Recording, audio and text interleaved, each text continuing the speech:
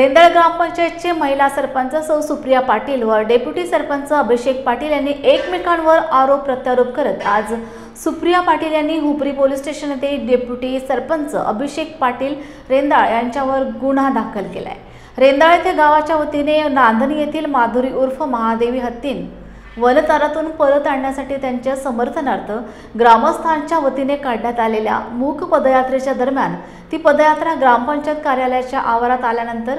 ग्रामपंचायतच्या पायरीवर ग्रामस्थ मनोगत व्यक्त करीत असता त्या दरम्यान सरपंच सुप्रिया पाटील व त्यांचा मोबाईल हाताळत असताना त्यांच्या पाठीमागील पायरीवर उभे असलेले डेप्युटी सरपंच अभिषेक पाटील यांनी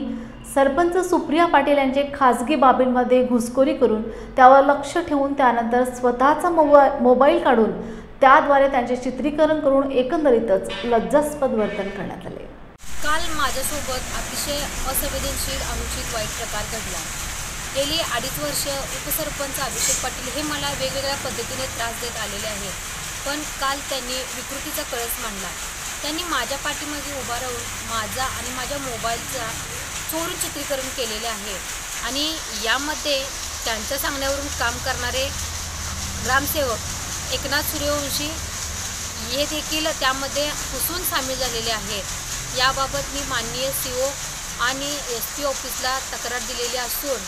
दोषी लोकांवरती कठोर कारवाई न झाल्यास मी 15 ऑगस्ट रोजी जिल्हा परिषदच्या आवारात आत्मदहन करणार आहे आणि या महिला लोकप्रतिनिधीला न्याय मिळेल अशी माझी अपेक्षा आहे।